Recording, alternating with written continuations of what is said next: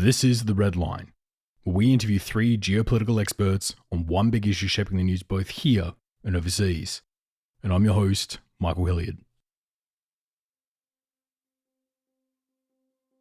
The CSTo, or the Collective Security Treaty Organization, is often touted as Russia's version of NATO, but comparing these two organizations side by side, is the CSTO more like Pepsi to NATO's Coke, or more like the Bing to NATO's Chrome? You see, for years, the CSTO has put itself forward as the peer rival and later continuation of the Warsaw Pact. But after years of nations dropping out, and the organization becoming increasingly seen as just an extension of Moscow's foreign policy, all that remain are just 6 nations: Russia, Belarus, Armenia, Kazakhstan, Kyrgyzstan, and Tajikistan. The 3rd, 52nd, 64th, 90th, 98th, and 111th most powerful militaries. At least those are the ratings back in January. As now, after coming up to nearly a year of fighting in Ukraine, the Russian military has lost quite a lot of the shine it once had. And if people were skeptical about the CSTO's security umbrella before, the last 9 months are probably not going to help that. So when it comes to NATO, the central pillar of the NATO agreement is Article 5, the article focusing on the Mutual Defense Clause. It's the article that stipulates that declaring war on a member state like Estonia would not just mean fighting Estonia, but would mean fighting the majority of Europe and the United States. And when you take that into account, fighting the United States to win the ground of Estonia may not seem worth it. So what about the CSTO? Well, much like NATO, it does have the same Mutual Defense Clause. So by the agreement, declaring war on Tajikistan would seem Russia swooping in to defend them, and you'd be at war with Russia as well. These mutual defense clauses are the central tenet of these agreements, and probably the main reason that a lot of these nations look to join the organizations. But this year, for the CSTO, that clause was tested out, when earlier in the year, Azerbaijan directly shelled the UN-recognized parts of Armenia, not Nagorno-Karabakh like usual, where there's debate over who owns what and there's a bit of grey area. This was Armenia proper, a clean-cut black and white case. By what's written in the agreement, the CSTO should have snapped into action and had troops on the ground to defend Armenia as quick as possible. But instead, nothing. No one came.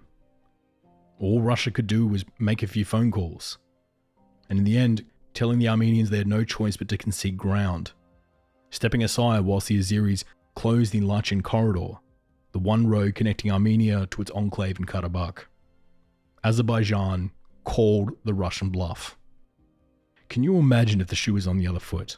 That if Russia had shelled and rocketed Estonia, or even invaded or occupied part of it, and NATO just shrugged and called Estonia and told them to comply with the Russians? From that moment forward, there would be absolutely no faith in NATO ever again, and the entire security structure of Europe would come into doubt. And that is the exact horror that the nations of Belarus, Armenia, Kazakhstan, Kyrgyzstan, and Tajikistan are living through right now. Can these nations still count on Moscow for their defense? And if no, and Moscow is no longer around to defend them, does that rip open a power vacuum for either China, the United States, the EU, or Turkey to fill? If the faith in these central tenements of the CSTO has been shattered, is there a point for these nations to stick around? And if that is the case, and the CSTO does fall by the wayside, will another nation seek to pick up where the Russians left off and pilot the direct competitor to NATO? Well, to answer all of these questions, we turn to our first guest. Part 1. The Marriage to Moscow. The Collective Security Treaty Organization, the CSTO, it was one of these organizations or institutions that Russia tried to establish in the post-Soviet space after the collapse of the Soviet Union in 1991 as a mechanism to preserve Russian influence. And the Russians have often tried to portray the CSTO as sort of the counterpart to NATO, although I don't think the comparison stands up very well. Stephen Pifer is an affiliate of the Center for International Security and Cooperation, as well as a non-resident senior fellow with the Brookings Institute. Stephen has 25 years' experience with the US State Department, focusing mostly on the US relations with the former Soviet states as well as Europe. He formerly served as the Deputy Assistant Secretary of State in the Bureau for European and Eurasian Affairs, with responsibilities for Russia and Ukraine, He's also formerly the US ambassador to Ukraine, as well as special assistant to the president and senior director for Russia, Ukraine, and Eurasia on the National Security Council.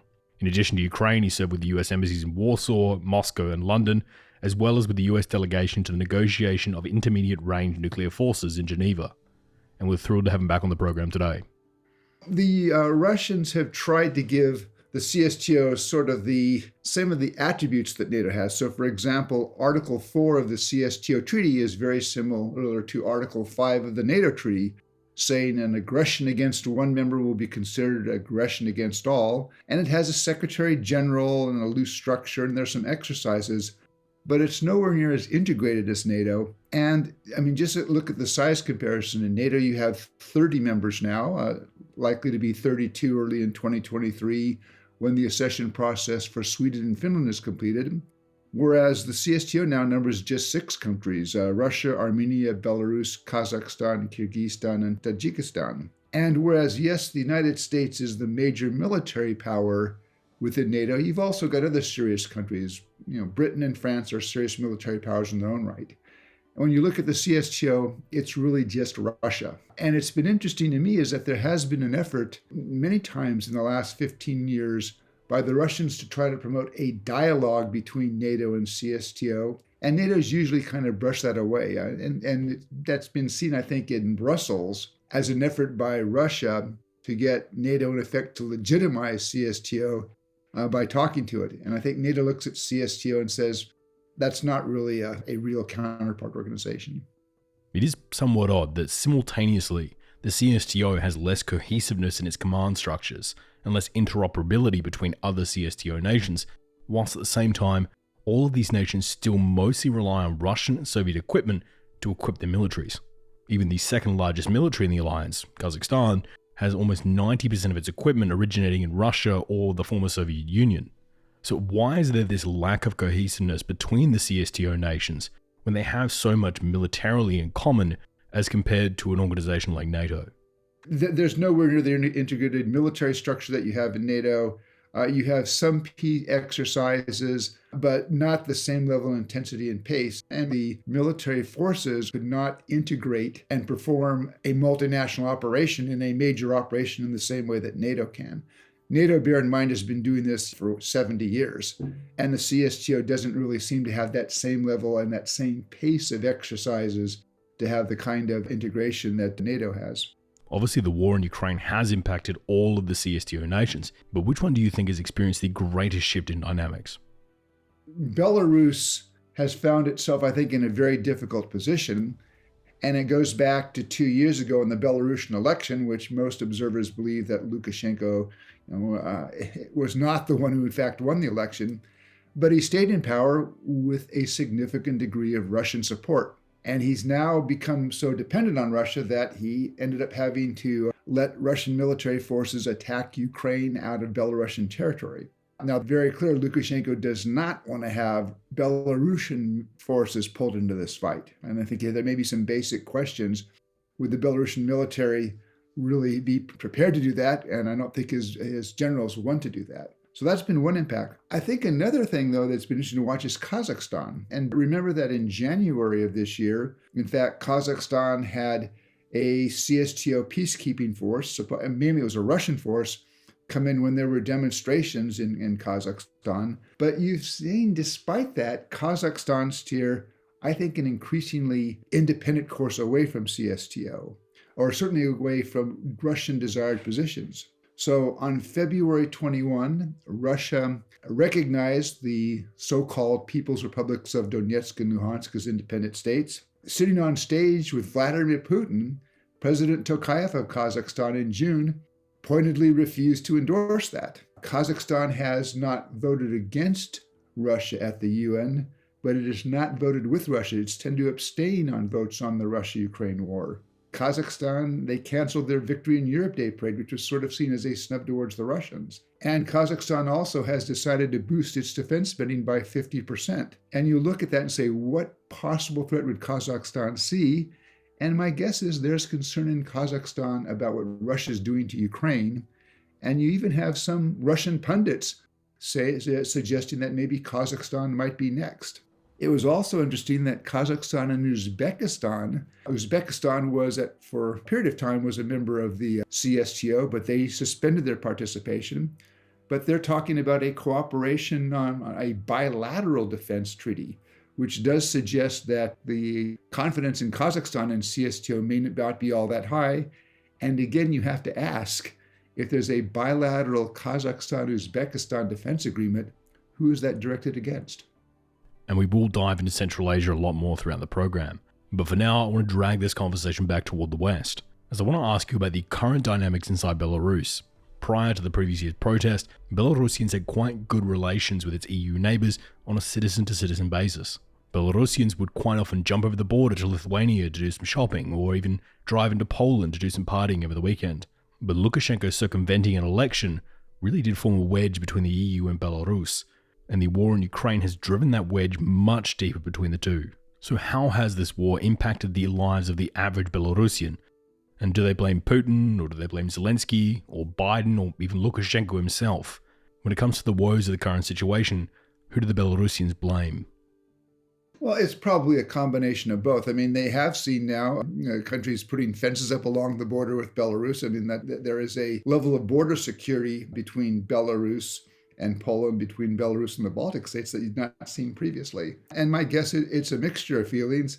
But in Belarus, Lukashenko has built up a fairly strong security structure that you haven't really seen that unease emerge in a way against him. Although it was interesting that there were reports, and I think fairly credible reports, that there were groups within Belarus that were sabotaging Belarusian railway lines in a way that was designed to disrupt Russian military logistics efforts.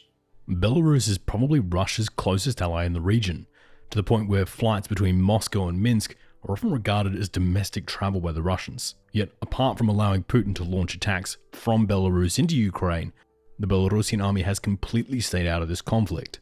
Do you think that Lukashenko is trying to stand up and send some sort of message to Moscow by not getting involved? Or is it more to do with the poor state of the Belarusian army and Lukashenko's hesitancy to destroy the army that largely keeps him in power?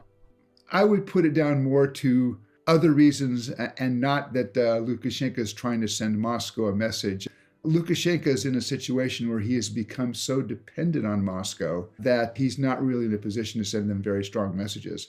But at the same time, he is still trying to keep Belarusian forces out of the war. I think he understands that that would not be popular at all, either with the Belarusian military or with the Belarusian public. The other really stark shift to occur within the CSTO countries is in the South Caucasus, in the relationship between Russia and Armenia. Armenia has for a long time now been incredibly close with Moscow. So when in 2020 Azerbaijan launched an offensive to retake the Armenian-held Nagorno-Karabakh, Russia stepped in as the largest military in the Caucasus and stood between the Armenians and the Azeris before the Azeris could retake all of Karabakh for themselves. And for 2 years, that's where the region sat, with the Armenians still holding on to the majority of Nagorno-Karabakh and the Russians standing between the Azeris and the Armenians, preventing the Azeris from moving any further.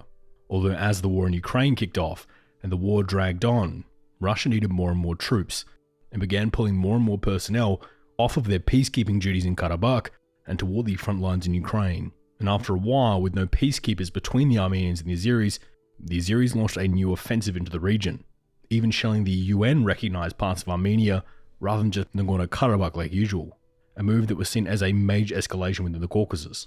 This means the Armenians who came under a direct attack from a foreign nation, and yet the CSTO wasn't called in, and this time Russia never came to the rescue.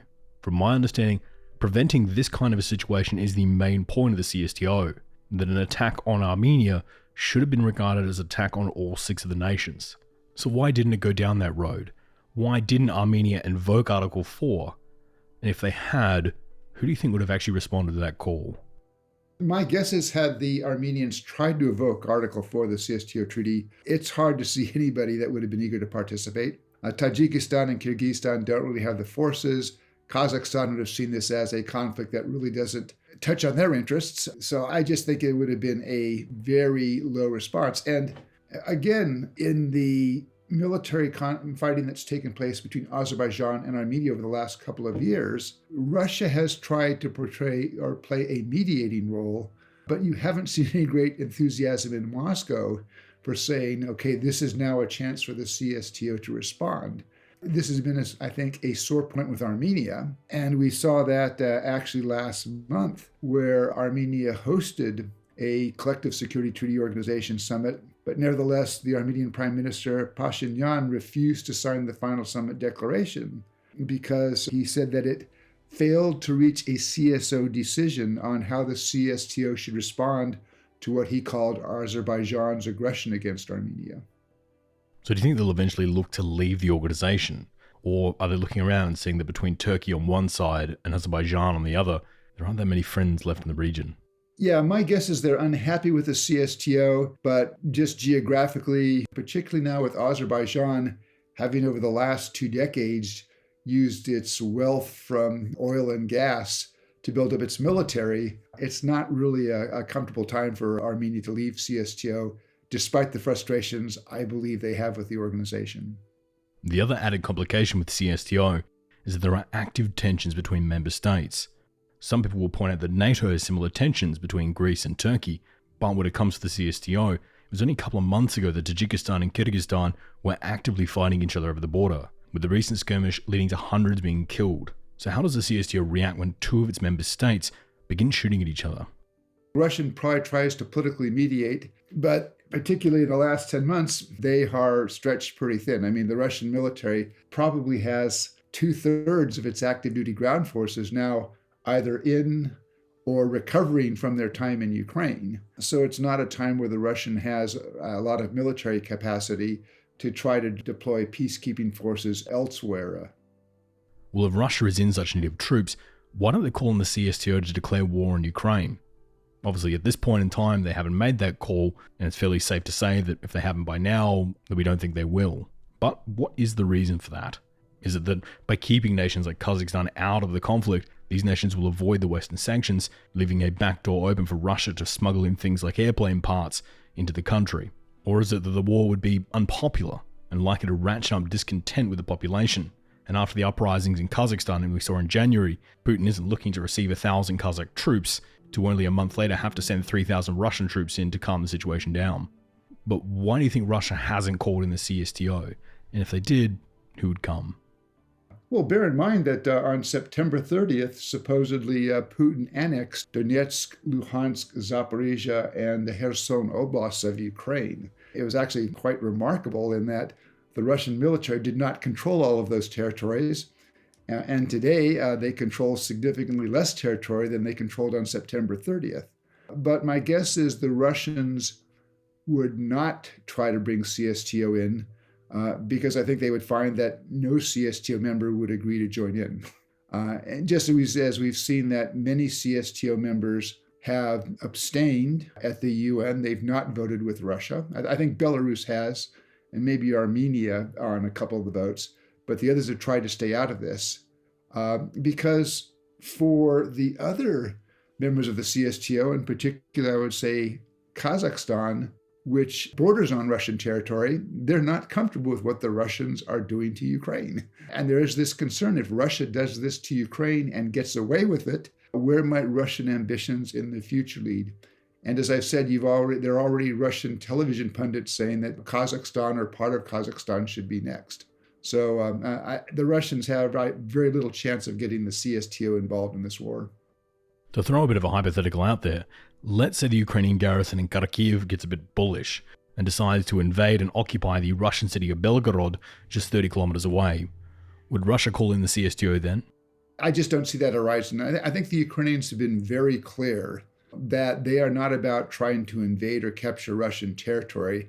Their goal is to push the Russian military out of Ukrainian territory. So I just don't see that happening. My guess is were Ukrainian forces to occupy a little bit of Russian territory for some kind of a tactical advantage with regards to liberating Ukrainian territory, and it would not be intended to be permanent, it would be just temporarily, and the Russians to make some kind of appeal, I really don't think they could expect much of a response. Well, if the organization isn't going to defend member states against outsiders, or even assist members that go to war with outsiders, the question has to be asked, what is the CSTO for? Based on the CSTO's deployment to quell the uprisings in Kazakhstan in January, do you view the CSTO as more of a regime securing organization?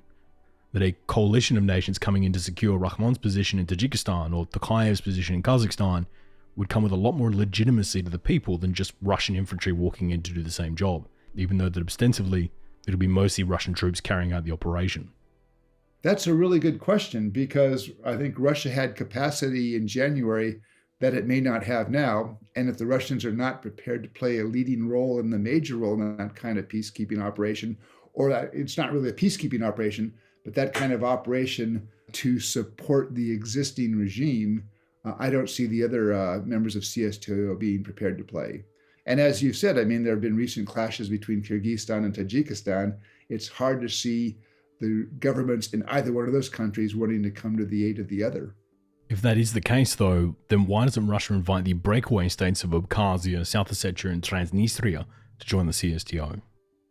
I mean, Transnistria has not yet been recognized as an independent state, in contrast to Abkhazia and South Ossetia, which back in 2014, Russia did recognize as independent states. Now, I think Russia and only about 4 or 5 other countries, or only 4 or 5 other countries, agree with Russia that those are independent states.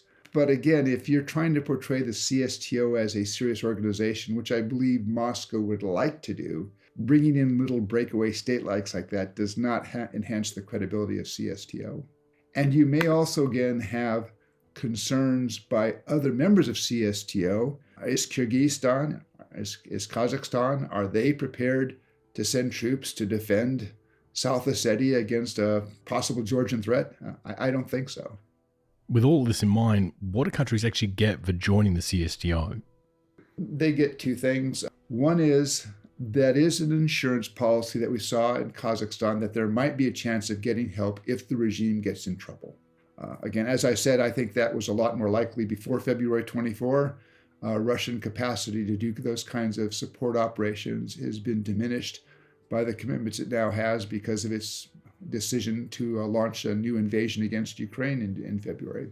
And the second thing is it's in a way to appease Moscow. It allows them, the Russians want this. I'm sure the Russians provide, on some countries, pushed quite hard. And it's a way to keep the Russians happy. But my guess is most of the other members of the CSTO don't see this as a serious organization in the way that, say, Poland or Lithuania or Italy or Norway see NATO as a serious organization.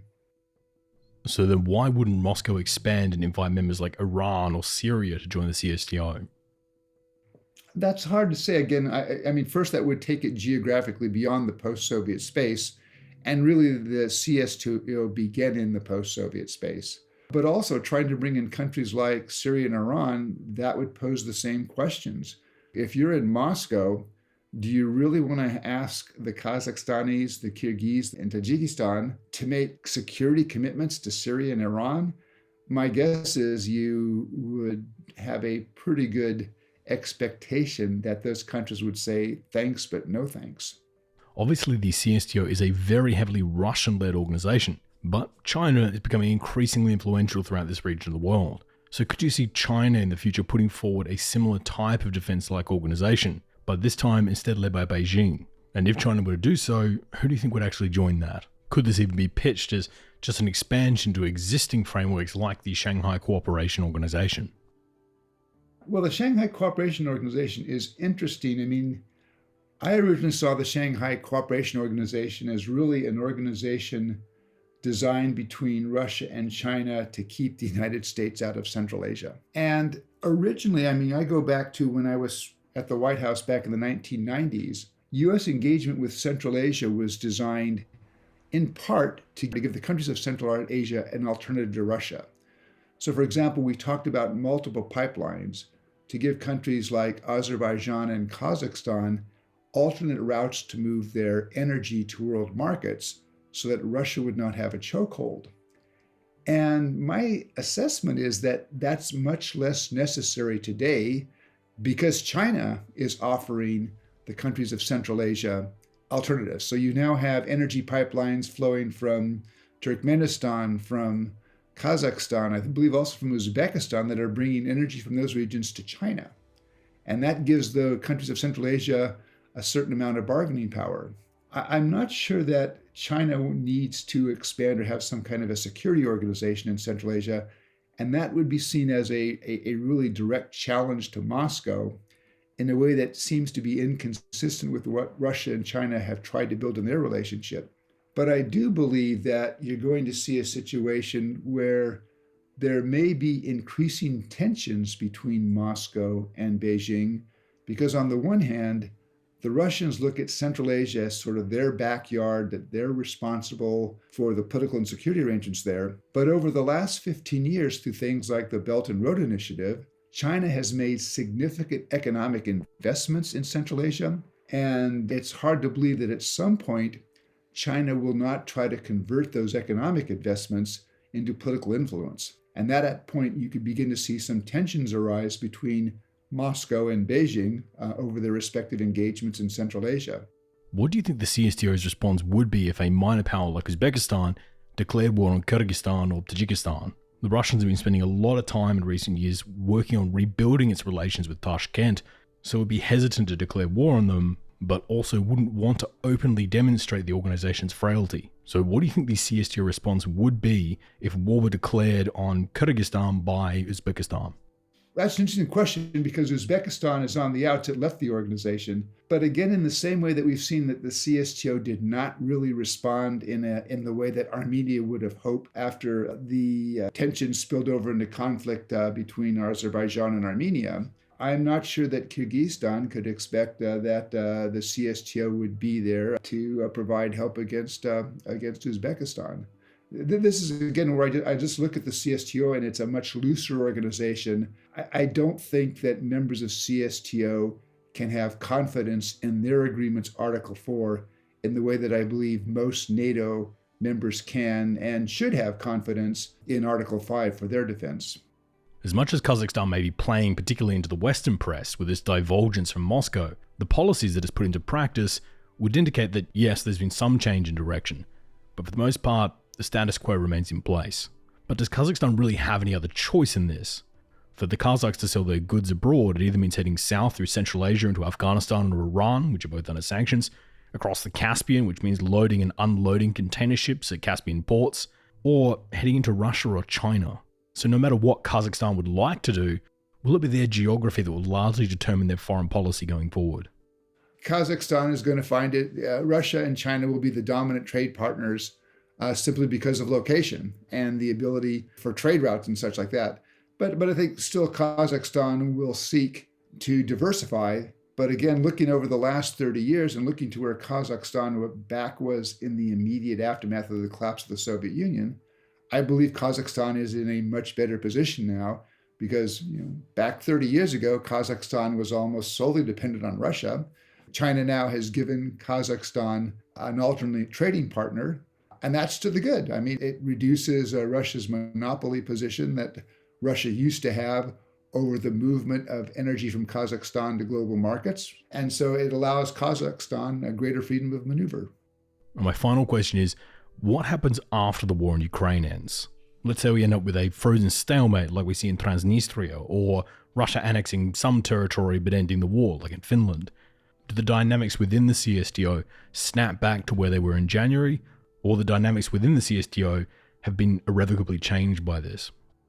I have a hard time saying now how this war between Russia and Ukraine will end. I will make one prediction, is that however the war ends, there's going to be a sovereign and independent Ukrainian state on the map of Europe, and it's going to be much larger than the rump state that I believe the Kremlin envisaged leaving behind when it launched the invasion back in February. Now, also, though, however this war ends, wherever, if there's a ceasefire or if there's an agreement, whether Ukraine gets back all of its territory or something less, however it ends, Russia's going to emerge from this war diminished in multiple ways. Diminished militarily with huge personnel and equipment losses, diminished economically, the impact of Western sanctions, particularly the cutoff of high-tech inputs into the Russian economy, but potentially, and again, there's a big if here, but if the West, and particularly if Europe, can successfully wean themselves off of Russian oil and gas, that will have a huge impact on Russia's export structure. And Russia is going to be emerging from this conflict diminished geopolitically. The Baltic Sea, at some point early in 2023, becomes virtually a NATO lake when Finland and Sweden join. And so I just don't see the Russians coming out of this in a position that's going to allow them to assert themselves in a more powerful way within CSTO.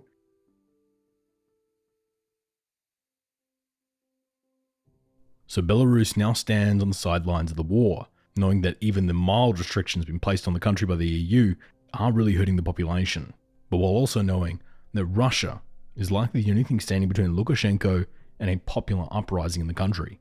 So he'll stick with the devil he knows. Moving south into the Caucasus, where Armenia has watched its pocket of territory inside Nagorno-Karabakh get further and further squeezed by a now far more wealthy and far more aggressive Azerbaijan, with the memory burnt into their head that when push came to shove and they called for help from other nations, no one came, not even the Russians. So what about the other three CSTO nations? What about Central Asia? Well, with Kazakhstan's new leader, President Tokayev, he's hoping to distance himself from the man who put him in the position in the first place, the country's nearly 30-year ruler, Nursultan Nazarbayev. But as much as he would love to distance himself from Nazarbayev and Putin, he also knows that Russian intervention during the January protests is likely the only reason he held on to power. And what about the other two Central Asian states in CSTO, Kyrgyzstan and Tajikistan? Well, both are a part of the CSTO, but both of them are also constantly edging toward war between the two of them, even going as far as renaming ethnic towns away from local cultural heroes to heroes of their own culture, just to antagonize one another. For foreign policy planners in Moscow, things don't look great. So what can Russia do here? Can Moscow bounce back from the war and reassert its positions inside the region? Will the Central Asian states turn toward working amongst themselves rather than orientating toward Moscow? Or is there another player that will likely play a larger role within the region? Well, to answer that, we turn to our second guest. Part 2. The Defiance of Alliance.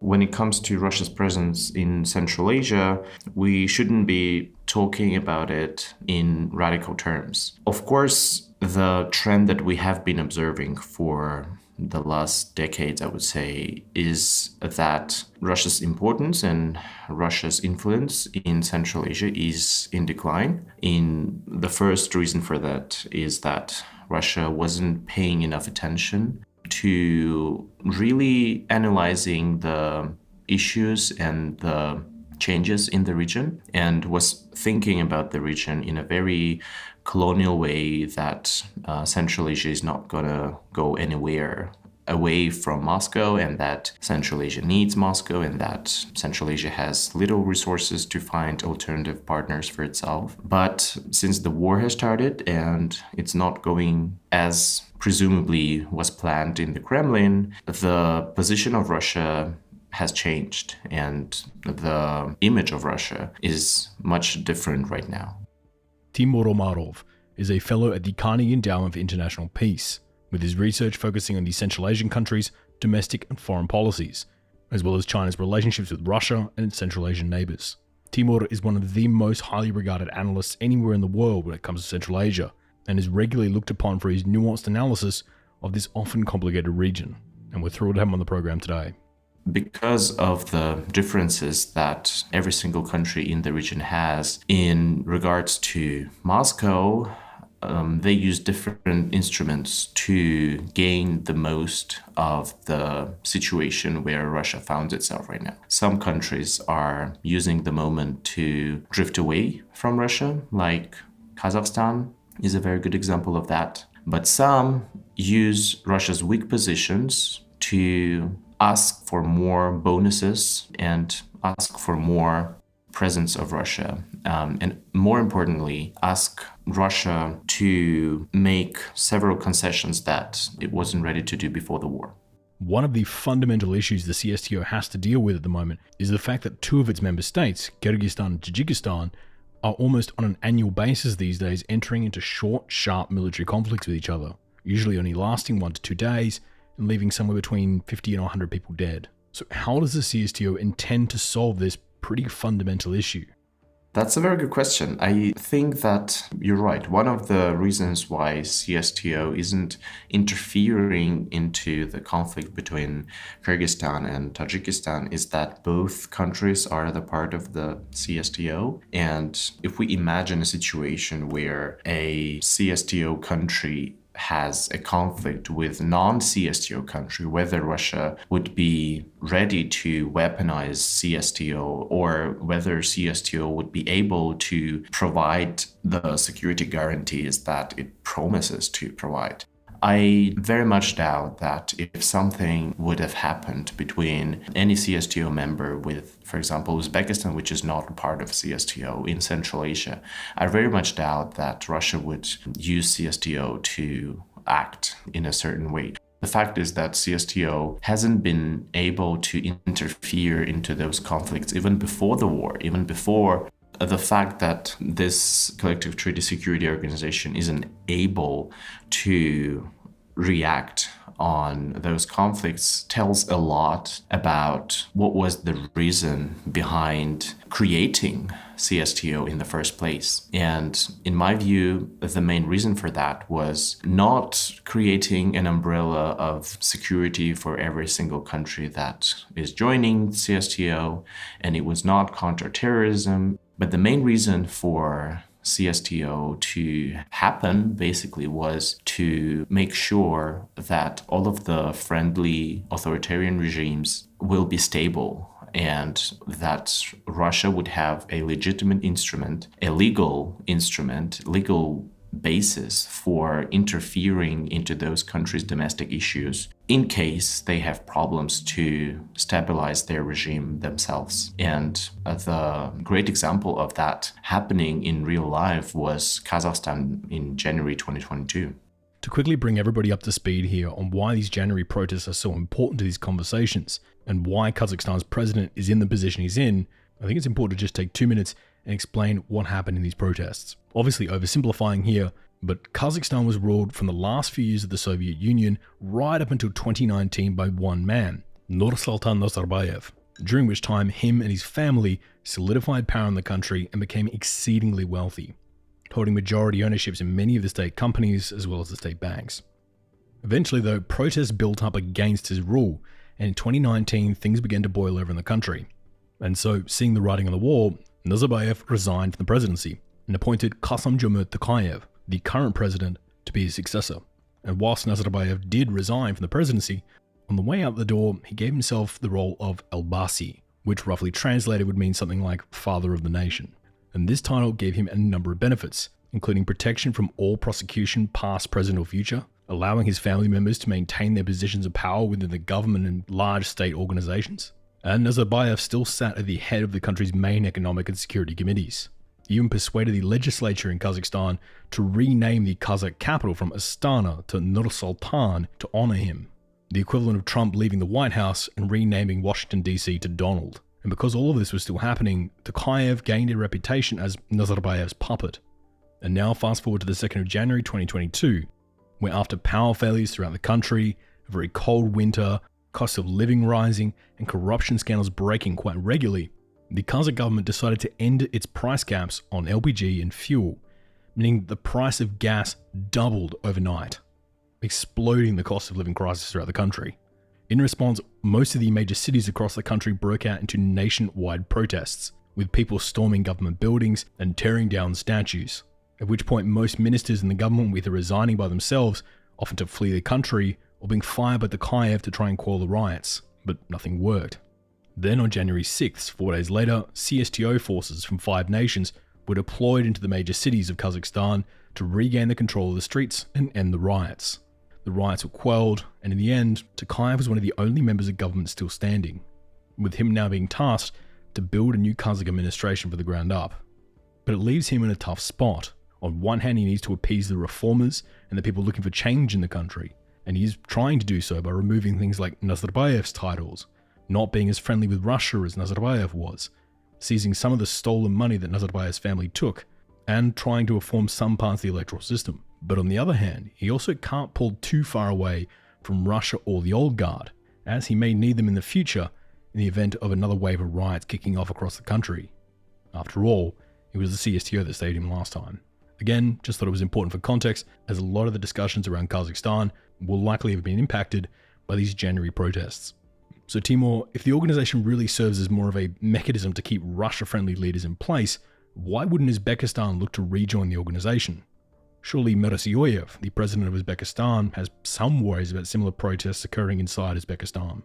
When it comes to Uzbekistan, Uzbekistan is different in its way of providing its security and just running its politics and economics. And if we take any sphere of Uzbekistan, we will see that if there can be one word with which we can characterize Uzbekistan's foreign policy, it would be protectionism. Uzbekistan, from the very beginning, was paying a lot of attention on being a self-sufficient country in terms of economy, in terms of security. And right now, if we just take a look at different numbers, we will see that Uzbekistan in the last 3 decades has managed to create its own self-sufficiency in economic sphere. Uzbekistan produces its own products that is needed for the population. It covers the demand in the basic necessities of the people. Uzbekistan's army is one of the strongest in the region. Of course, it didn't just happen because Islam Karimov, the first president, was really strategically thinking about Uzbekistan being really independent. It also happened because it was very, very needed for the political elites, because at the end of the day, it is political elites who are privileged to be in the best place in Uzbekistan and have a lot of income from the closed system of Uzbekistan in economy, for example. But it created this idea that Uzbekistan depends on its own, and it was privileged to geographically be located in the center of Central Asia and have buffer zones between its territory and Russia and China. So the pressure from Moscow on Kazakhstan isn't compared to the level of pressure that Moscow has put on Uzbekistan. That's why Uzbekistan has much more freedom in its foreign policy. So there have been a lot of people touting Kazakhstan's divorcing from Russia. And yes, the rhetoric coming out from Tokayev at the moment would be unthinkable just a few years ago. But are things also changing at a policy level? As an example, I know people keep pointing to Kazakhstan refusing to recognize the annexations in Ukraine, but Kazakhstan also doesn't recognize Transnistria, or the Georgian breakaways, or Karabakh, or even Taiwan, events that happened years or even decades ago. So how much is actually changing when it comes to Kazakh foreign policy? Yes, I understand why there is so much excitement about Tokayev's announcements, about the way Kazakhstan's rhetoric has changed since the war in Ukraine. But I wouldn't jump into conclusion that it is the end of Russia's Kazakhstan strong relationship. Kazakhstan still continues to be one of the main supporters of Russia's integrational projects in Eurasia. If you just take any single entity, any single project idea of Russia, of integration in this big region, you would see that Kazakhstan is mostly present in all of these projects. Apart from that, there are still existing ties between the political elites of two countries that understand each other, that have informal ties with each other. And these ties were created not today, not yesterday, and not a year ago, but exist for decades. In my view, that was the reason behind Kazakhstan's really multivectoral foreign policy that exists in Kazakhstan for already decades. And if we just take a look at Kazakhstan's economy, of course, it depends a lot on Russia, but at the same time, the presence of European countries, the presence of the US in Kazakhstan's economy is much bigger than in any other Central Asian country. And that is why right now Kazakhstan really wants the world to believe that Kazakhstan is not Russia, that Kazakhstan is not supporting Russia, and that Kazakhstan is not supporting Putin's decision to start a war against Ukraine. Kazakhstan doesn't want to be put into one basket together with Putin's regime, and makes everything to have this image of a country that is victim of circumstances. But whether or not it says anything about the future in which Kazakhstan would completely cut off its ties with Russia, I doubt it. That amount of ties that exist there, the amount of dependencies in almost all spheres from economy to security that exist there between Kazakhstan and Russia are in many ways our backbone of Kazakhstan's foreign policy. And to change all that, we will have to wait for not years, but decades. The relationship between Kazakhstan and Russia is a very complicated one, with one of those major complications being the fact that some of the cities along the north of the country, like Semai or Petropavl, are majority ethnically Russian, the same justification the Russians used to enter the Donbass and Crimea. And on top of that, the majority of the military equipment, pipelines, resources, consumer goods will all come from Russia as well. So how hard would it be for Kazakhstan to fully divulge itself away from Russian dependence? I would say for now it's not possible. I wouldn't be surprised if more than 75% of the military equipment that Kazakhstan possesses is Soviet or modernized Soviet Russian equipment. And this is something that not only tells about the dependency of Kazakhstan, but also creates further ties with Russia, because all of this equipment needs to be taken care of. All of this equipment needs to have engineers that understand how it works and military personnel that understands how to use it. And this creates much more ties with Russian government and the need to have specific professionals who would be basically consulting about the way this equipment should be taken care of. So it's very difficult to change. And especially right now when Kazakhstan finds itself in a situation when two of its main partners, Russia and China, are in a very bad state of relationship with the West, it's becoming more and more difficult for Kazakhstan to let Western countries into this very sensitive sphere of security. So Kazakhstan has little alternatives. So I think it would be very difficult for Kazakhstan to place Russia in its security. And if it wants to go there, it doesn't have many alternatives in this world. When it comes to the economies of Kazakhstan or any of the other Central Asian states, most of their economies are built around extracting goods, transporting them into Russia to travel on to the European markets. But now with Europe closing its doors to Russia, the Central Asians no longer have this option open to them. So how much are these sanctions impacting the regional economies? Yes, that's another problem that Central Asian countries have faced with. Mainly, I think here we should talk about Kazakhstan and Kazakhstan's oil exports to European markets, which is more than 1 million barrels a day. And of course, since the European market started to close themselves from Russia, it's becoming more and more difficult to differentiate other countries from Russia, because most of the energy resources from Central Asian countries come to European market through the territory of Russia. But at the same time, European countries want to make sure that Central Asian countries, their economies are not damaged by all of these sanctions. Most of the Central Asian countries stated that they're not supporting Russia's aggression against Ukraine, but it's not in the hands of European Union to control this, because the main control here in Moscow's hands, and Moscow has already shown how it can stop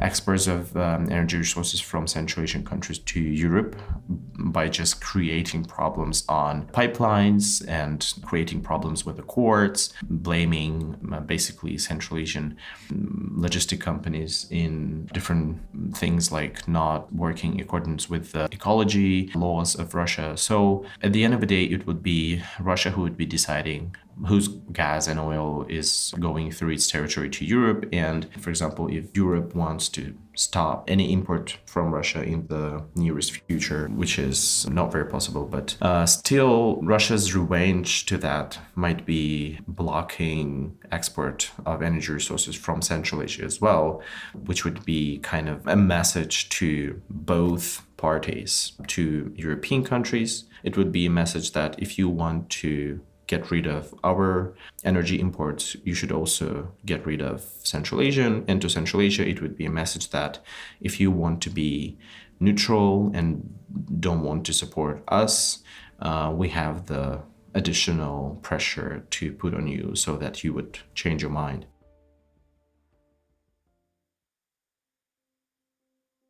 So Russia has baked its dominance right into the region, and Moscow is more than aware that almost all roads lead to Moscow.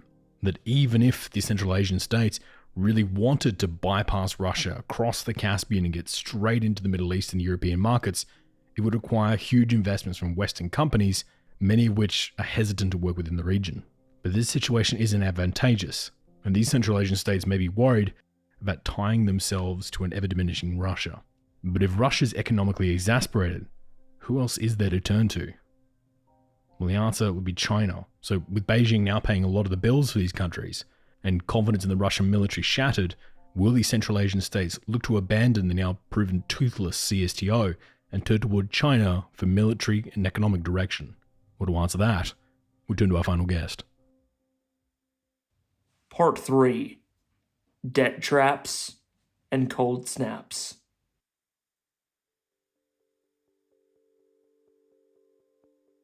So since the invasion of Ukraine, the Russian invasion of Ukraine in February, the China-Russia relationship has shifted a bit, but I think it's shifted under the surface more than above it. Above the surface, the fundamental logic which ties the two together, which is that they both see themselves as locked in a struggle against the West and see each other as critical allies in that struggle, remains the kind of driving logic which continues to tie them together.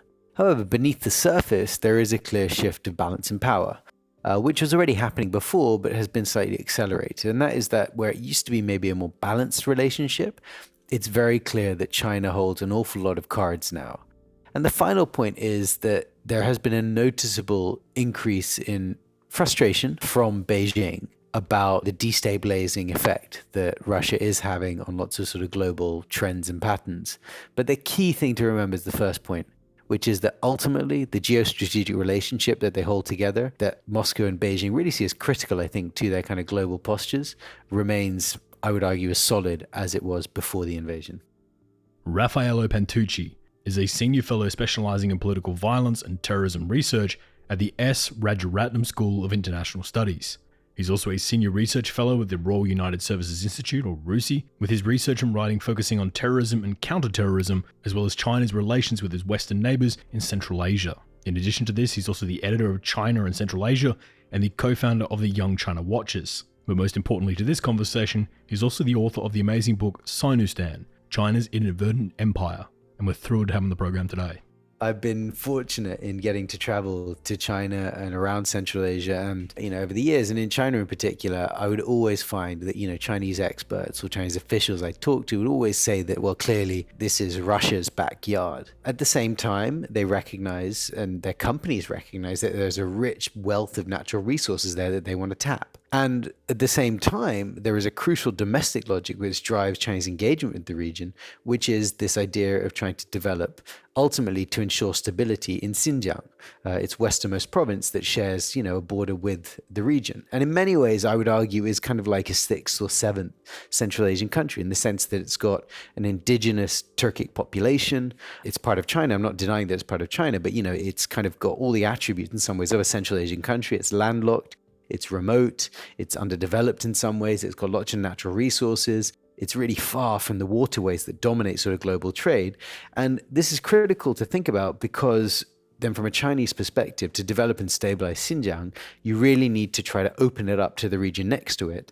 And this is where the logic of the Belt and Road comes from. This idea of creating connectivity to ultimately improve prosperity back at home, ultimately to deliver stability, is kind of driving thrust and driving interest that China has in terms of its direct relationships with Xinjiang. And at the end of the day, that relationship is about stabilizing Xinjiang, both in direct terms of, the potential for dissidents to gather in Central Asia to cause trouble in China, but also in the kind of bigger, longer term of, trying to make Xinjiang economically prosperous and stable, requires it to be well connected and be in a prosperous and stable region.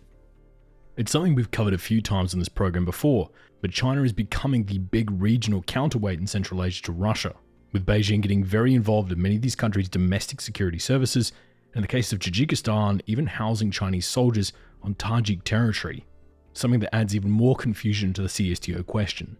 China's justification for these moves is that if China were to leave the region to itself, that chaos and terrorism would drift out from Afghanistan into the region and then into China's sensitive Xinjiang region.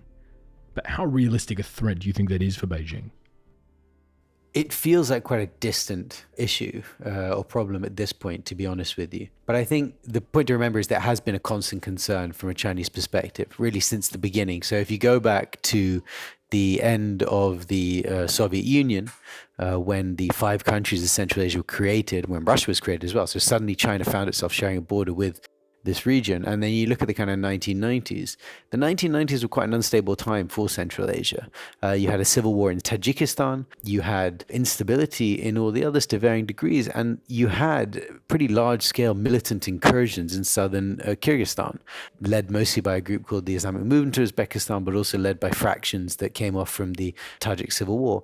And then, of course, in Afghanistan, you had long-standing conflict that raged on there after the Soviets withdrew in 89, but sort of stretched throughout the 90s and the Taliban takeover, which brought some sort of modicum of control to the country to one group, but didn't really bring stability.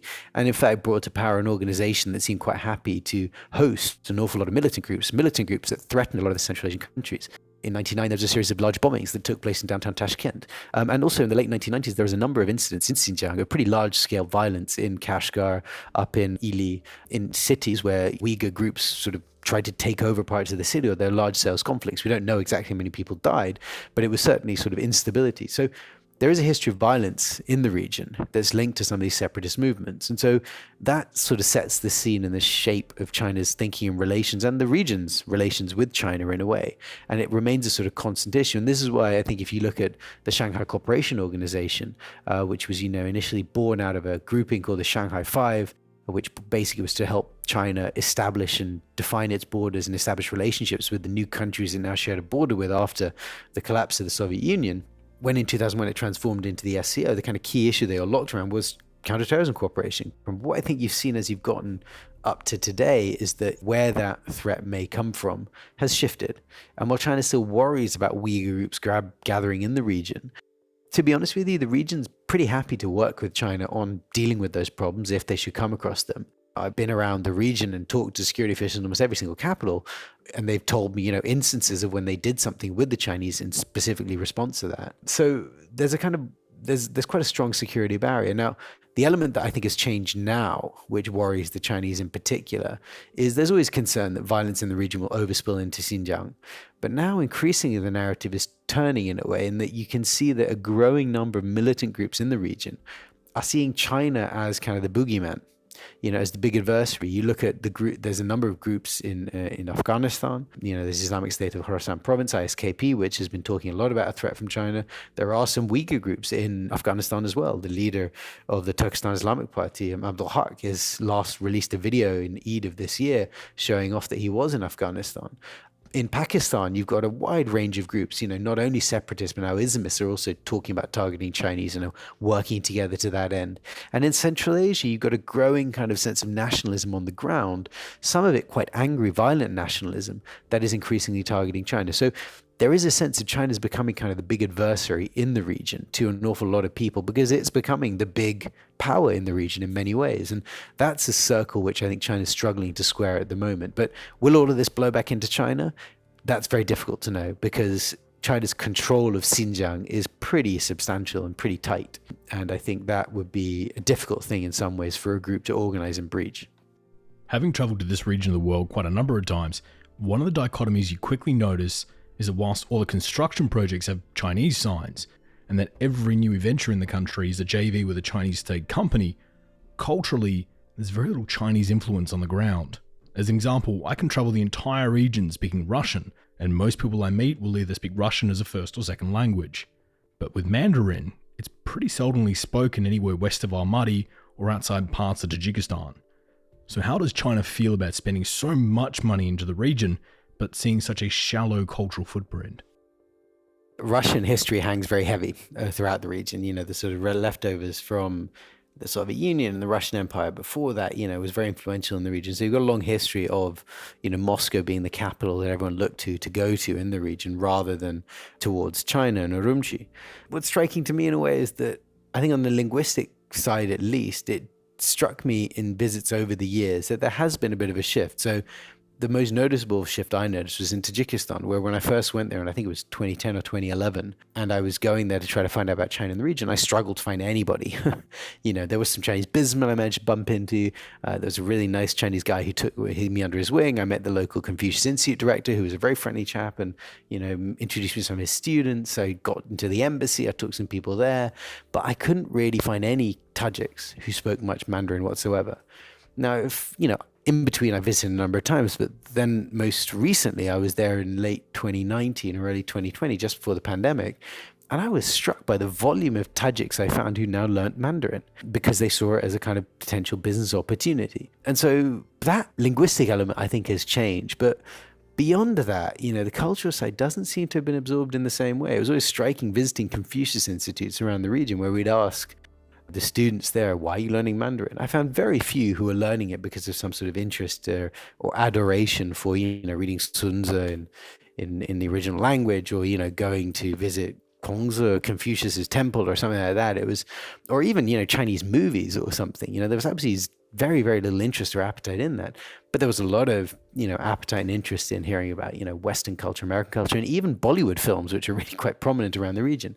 There was always kind of a hierarchy of how people saw each other within this. And I think within those hierarchies, the sort of Chinese were always seen quite low, as quite a sort of low status community. And I think that continues to permeate today, where narratives of kind of yellow peril or swamping invasion of all these millions of Chinese who are going to come sweeping over the border is a nerve that you can touch quite quickly when you're sort of getting into conversations with people about China and its influence in the region.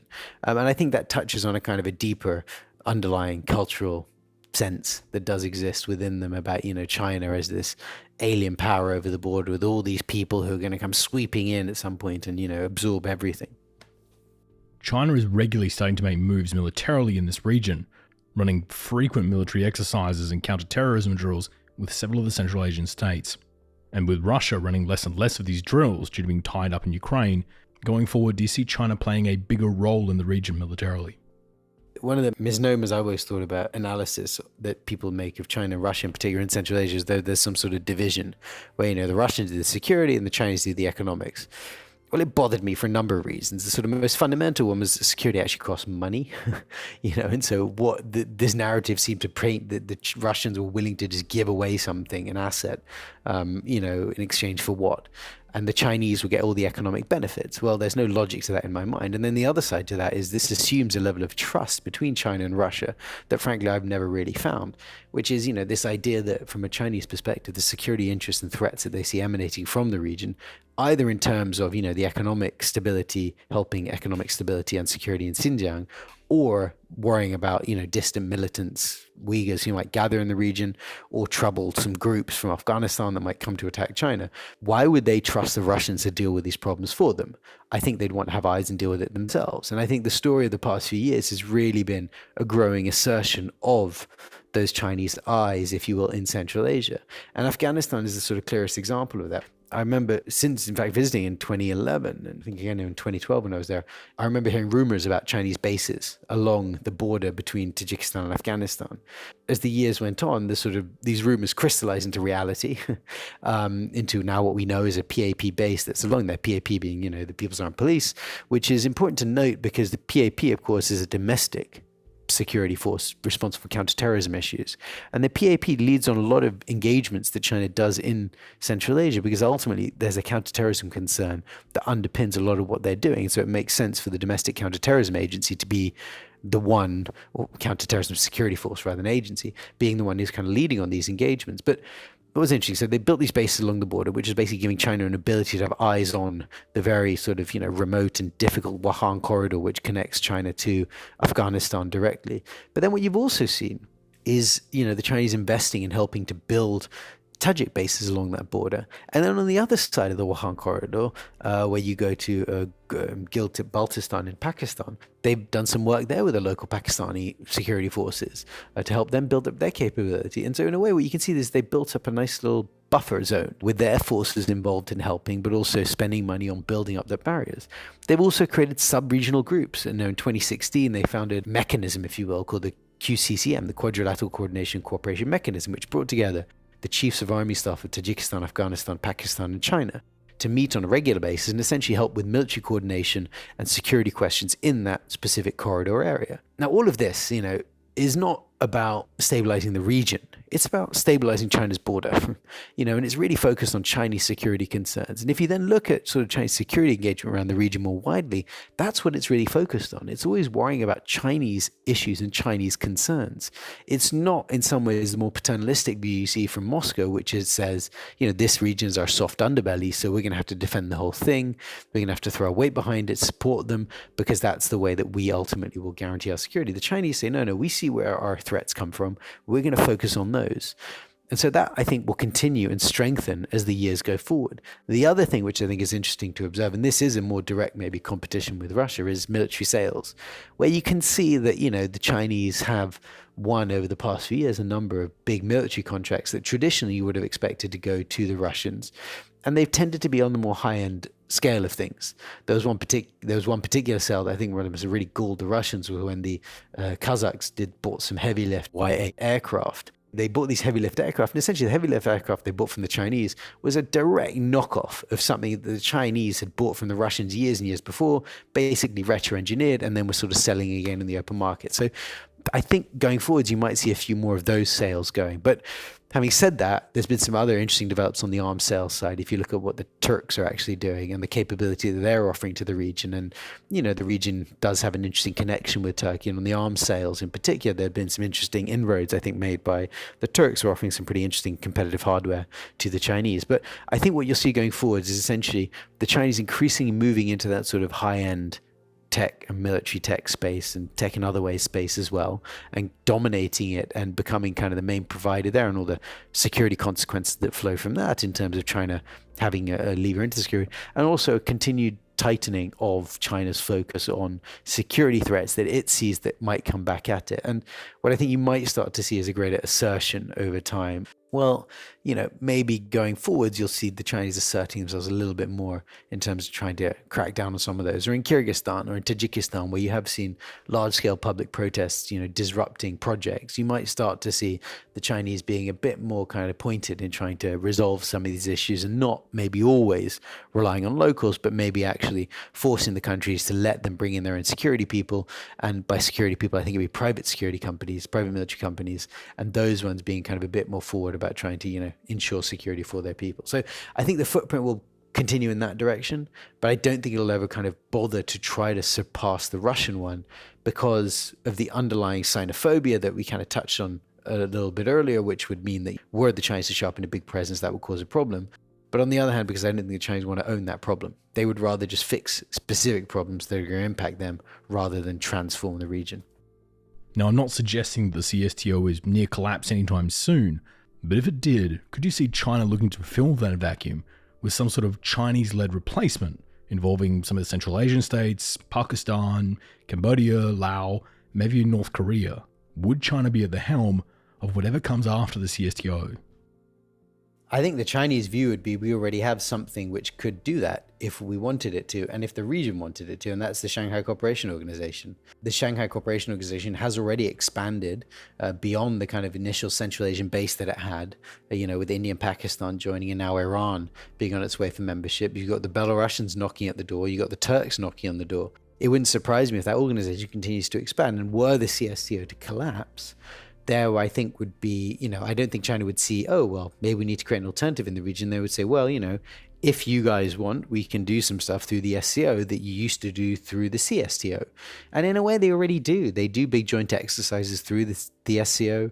The Chinese do bilateral stuff through the SCO as well. So in a way, you could kind of transplant any of the elements that the region wanted. If we look at the CSTO as an organization, it hasn't really actually done much. Everyone says the SCO hasn't done much. It hasn't, but it's had a lot of meetings. It's had a lot of gatherings of people in all sorts of places and all sorts of training exercises, but it hasn't actually done anything. And the CSTO was very similar until earlier this year, when we saw the CSTO being asked and accepting to go help the Kazakhs out when they had their chaos at the beginning of the year. But that was the first kind of deployment for the CSTO in its lifespan. And we haven't seen a similar deployment from the SCO. But again, I wouldn't discount it as something that could potentially happen. Whereas if you did get to a similar situation, and if the host country asked it, the organization, could you help us deploy? Could you help rally some people to support us? I could see the SCO maybe trying to do that. But I think the conditions would have to be very particular, in the same way that the situation in Kazakhstan was very particular, which was essentially that the government essentially lost faith in its own security forces because of internal political squabbles, and had to sort of call on somebody to help basically fill some gaps temporarily while they stabilized the situation, and then the CSTO or the Russian force left. But the CSTO hasn't stepped into any difficult problems, and that's what I don't envisage the SCO doing either. But if we think about the kind of the softer stuff that the CSTO does, in a way it's already happening through the SCO. So I would imagine the vision from China would be, well, okay, the CSTO's gone, no great loss to anybody. If the need is for something like that, the CSTO can attempt to have a go. And if the SCO agrees, we'll do it. If they don't, we won't. And that'll be the end of that. If they were to expand the Shanghai Cooperation organization to take on many of the roles that the CSTO does at the moment, do you think they'd also include the key Article 4 measure, the mutual defense part, so that an attack on one nation would be regarded as an attack on all nations? Or frankly, that's a poison pill when you have India and Pakistan and Tajikistan and Kyrgyzstan and all these nations in the one organization? I do not see them putting in a mutual defense clause within the fractures you already have within the SCO in terms of, for example, the clash between India and Pakistan. I mean, the Indians and the Pakistanis are very good about actually keeping their bilateral disputes out of SCO formats. They do slip in sometimes, but most of the time they don't. And they seem happy both to engage on counterterrorism exercises together through the SCO, notwithstanding the fact that, as we know, they have a very tense bilateral security relationship. I think describing it as a poison pill is very apt thing to say. If they were to insert that, it would be really risky for the organization. I think they could all probably see that coming from a mile off and wouldn't want to insert it. And my last question for you here, as a hypothetical, let's say over the next few months, Russia and Ukraine find some sort of solution to the war, whether it's a Transnistria-style frozen front line or something else, with Russia then being able to pull the majority of its forces out of Ukraine and redeploy those extra troops back into Armenia, Belarus, South Ossetia, Abkhazia, Kyrgyzstan, and Tajikistan. When they retake up those posts, do you think we'll snap back to the dynamics we had in January? Or, frankly, has this war in Ukraine permanently shifted the math in this region of the world? I think the power dynamics between Central Asia and Russia have been pretty substantially damaged, frankly. I think the Central Asians, if they're honest with themselves, they would say, well, when was Russia really a true security provider of the region? Russia hasn't really done much about an awful lot of the trouble that happens in the region, but, they do some stuff. It was always sort of half and half in a way, and it tended to serve more Russian interests than local interests. But I think that has really had a cold light shone on it, and the fact that the sort of clear loss of Russian power and influence, and the clear assertion by the region increasing of its sort of independence and autonomy from Russia, while at the same time recognizing that Russia is a really important relationship for them. I think that dynamic has sort of fundamentally changed. The question which I'm thinking a lot about at the moment and trying to work out is then the knock-on. The second half of your question is what the impact is then for the Central Asian relationship with China, and I'm frankly still working on that one, because on the one hand, I think there is evidence, and I think Xi Jinping's visit to Kazakhstan and Uzbekistan in September for the SCO summit, but also for bilateral engagements, was an indicator of how much the region wanted China to come back. And some of the narratives you saw coming out of Kazakhstan in particular, where they interpreted some of Xi Jinping's comments as evidence that he would step in and protect them should the Russians come and do something, even though I think they were slightly overinterpreting what he said. That says to me that there is a desire from the Central Asians to get more from the Chinese, engage more with them. But I'm not sure that's reciprocated, to be honest, because the Chinese wouldn't want to kind of own problems, because if they own problems, then they have to try to fix them, and fixing problems is really difficult. They just can't do it. I mean, they struggle at home. Why would you want to try to do these things abroad where you got so little experience? especially in a region which unfortunately has a history of instability, something that's been brought into really sharp relief over this past year with, large-scale violence in Kazakhstan, Uzbekistan, and a shooting war between the Kyrgyz and the Tajiks, and instability up in Gabao in Tajikistan. So, why would the Chinese want to own these problems that are going to be very difficult to fix, and they probably wouldn't know how to fix anyway? So my sense would be that actually the interesting dynamic is going to be, I think you're clearly going to see a rupture, a changing dynamic between the region and Russia. And I think you're also going to see a continued desire by the region to want China to play more, but find a very reticent partner in exchange. And so the Central Asians continue in their endless quest of trying to find someone else to help them and work with them. And this, I think, helps explain an awful lot of why you can see the Uzbeks in particular really focusing on this idea of, connectivity and links to South Asia, which is in part a sort of way of, expanding their region and getting into the seas, but also an attempt to show, okay, we can project out in this direction, and this will give us a kind of a way out from our landlocked position in between these two powers that we have these complicated relationships with.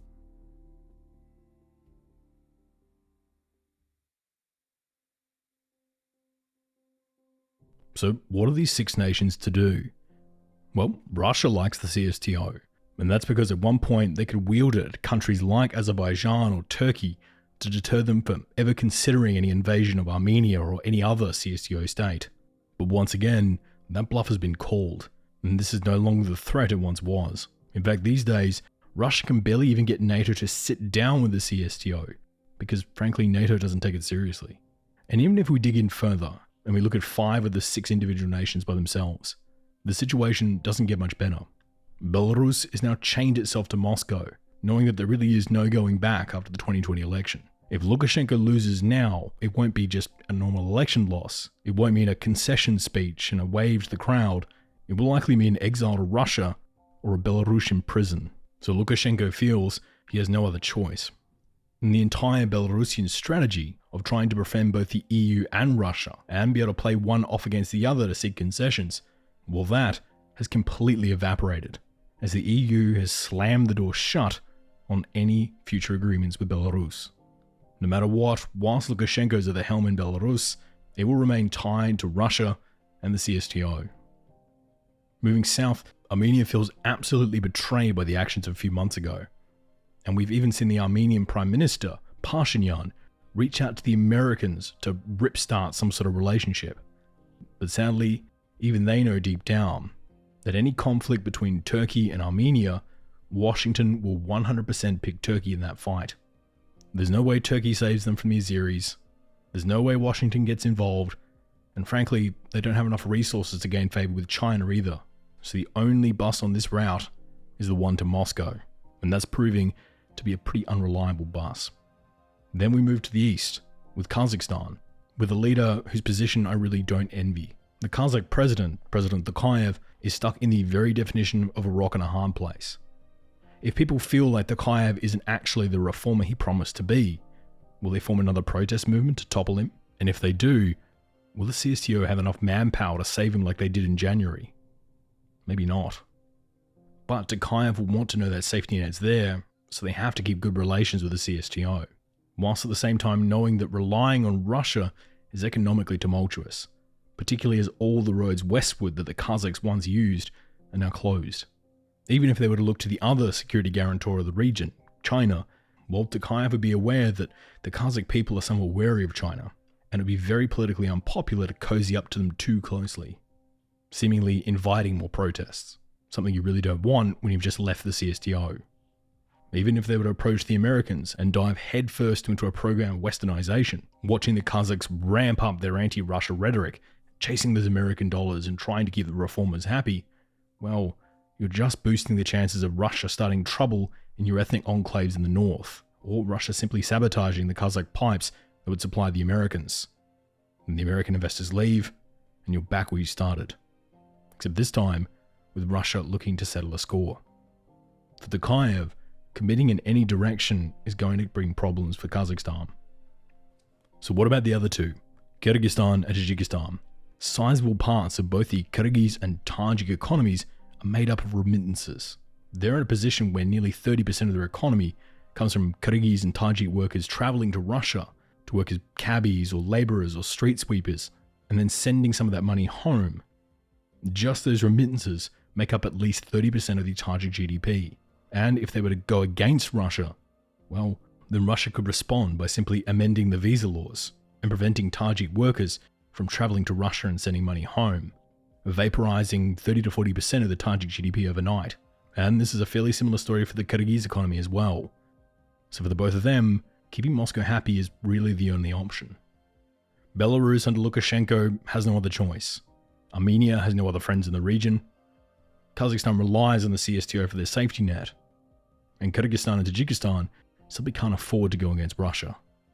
And what this means is that the CSTO will be more than likely to continue, because even though it doesn't really help anyone, at this point in time, these members don't really have anywhere else to go. So they continue their membership, knowing that if a real crisis were to hit the region in the future, an Uzbek invasion of Kyrgyzstan, an Azeri takeover of Armenia, or even a Chinese invasion of Kazakhstan, these nations might light the beacons, but the riders of Rohan aren't riding in to save the day here.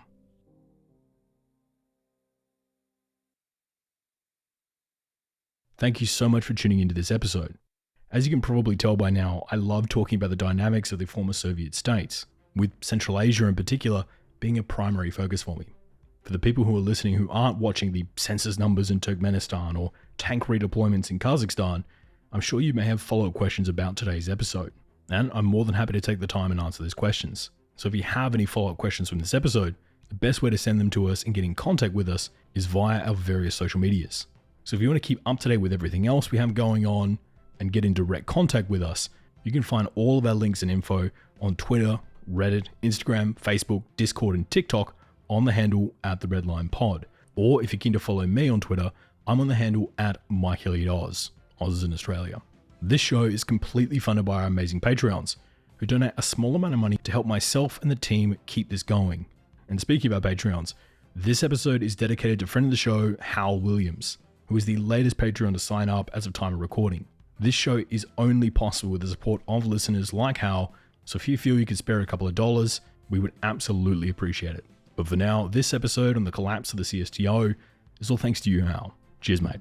As usual, here are our 3 book recommendations. The first, and the one our Patreons are likely to hear a lot more about in our upcoming Best Books of 2022, is Sinostam, China's Inadvertent Empire, by this week's guest, Raffaello Pantucci, for an amazing analysis on China's growing influence throughout the region.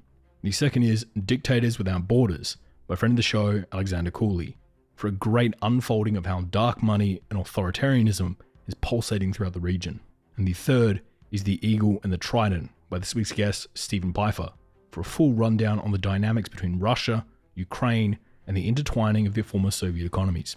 I want to say thanks to this week's guests, Stephen Pifer, Temur Umarov, and Raffaello Pantucci. These 3 guests are some of the most charming and lovely people you will ever meet. So this week's episode to me felt more like a catch-up and a chinwag, and I absolutely loved putting it together. So looking forward to having you all back on the program sometime soon. On top of them, I also want to thank my staff, Wade McCarr, the producer, Perry Grace, Danielle Isabella, Isaac Gibbs, Andrew Garbery, and Robbie Sutton, our research assistants and writers, Francis Leach, our director of breaking news, Mark Spencer, our second voiceover artist, Jonah Gunn, our production assistant, Jamie Tanu, our media director, Ross Crabtree, our media advisor, Troy Hawthorne, our audio cleaner, Marissa Rafter, our videographer, and Nick Much, our field correspondent. It's an absolutely fantastic team, and I'm very excited to be expanding it over this week.